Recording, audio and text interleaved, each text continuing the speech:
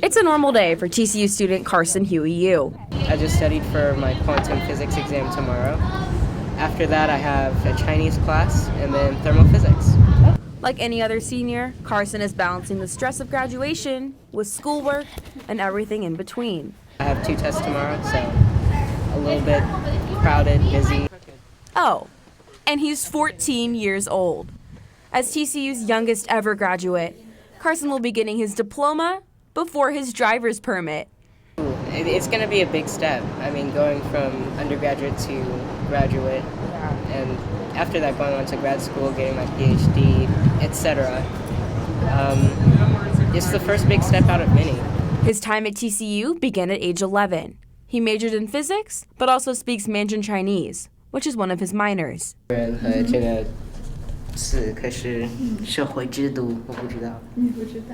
So we have to write an essay based on that prompt. In only Chinese, right? In only Chinese. The gifted student has also been working on a groundbreaking research project over the past 2 years with his mentor, Dr. Magnus Ritby.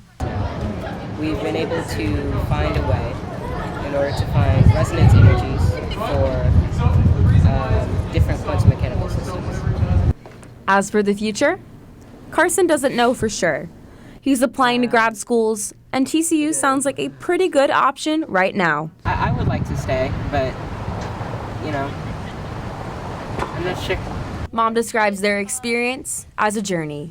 He walked on campus after visiting so many other schools, and he goes, "Mom, this is it." He knew. And I said, "How do you know?" He goes, "It just feels right." And that was it. One thing's for certain, the future of this family looks very, very bright. It's a beautiful thing. It's amazing. Kristen Weaver for TCU Magazine. When you hear that somebody got down on one knee, someone announces their engagement. First, her hand is practically ripped off, wanting to see the ring. there's always that one question.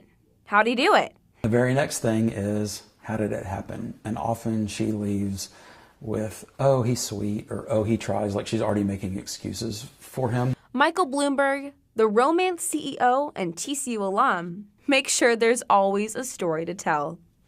My clients, the whole goal is giving her a great story to tell, because that's what she's going to have to do and remember.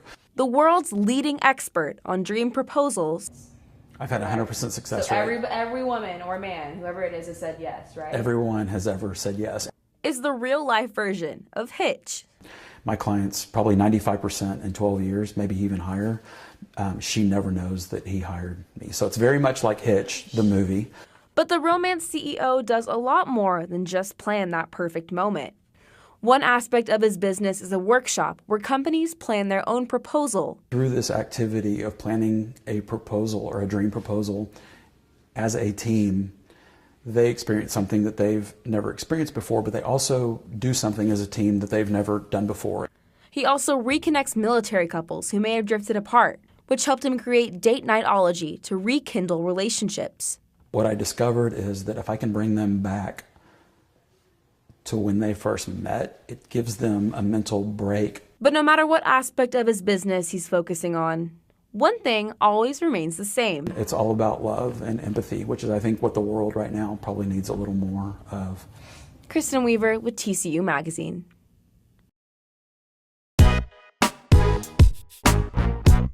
Skip Hollandsworth, an accomplished author, journalist, editor, and TCU alum, is celebrating 28 years at Texas Monthly and the paperback release of his book, The Midnight Assassin. TCU Magazine sat down with Skip to talk about his exciting career, from the TCU Daily Skiff to nearly 3 decades working his dream job. So I was reading a book on Jack the Ripper, and I read this line about Scotland Yard being baffled by these killings, which were taking place in 1888 in the East End of London's Whitechapel district. And the article, the book, the writer wrote that the first suspect Scotland Yard thought about was that the killer came from an unknown city in Texas, where a series of similar killings had occurred 3 years earlier. And I thought, well, crime is my wheelhouse. How do I not know anything about this story? What unknown killer in Texas? What unknown city? What similar series of murders? And thus began sort of a 10-year investigation into trying to dig through old newspapers, old archives and libraries, people's attics, looking for some information about these killings that took place in Austin in 1885 that sent the city spiraling into chaos. Yeah, what happened was I descended into a world that really had not been written about before. This is a series of killings that sort of disappeared in the cracks of history. And it was an attempt to resurrect this story. That's the fascination of journalism, is following people when they cross the line, whether it's they cross the line to descend into a darkness they've never known before, or when they cross the line and ascend into the heights of glory or celebrity. And that's what I like about journalism, is that it's the mystery of the human personality.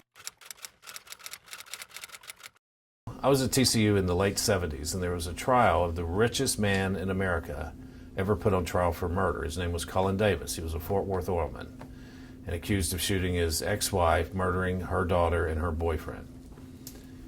And everybody was talking about the case. And then I read this story in Texas Monthly by Gary Cartwright about the case. And the writing was so vivid and so rich and so realistic and so poetic in its own way, even though it was about a murder case.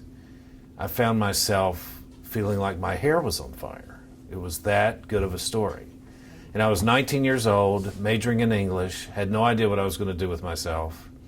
And I thought, even back then, sitting in my dorm room in Tom Brown Hall, I want to major in journalism.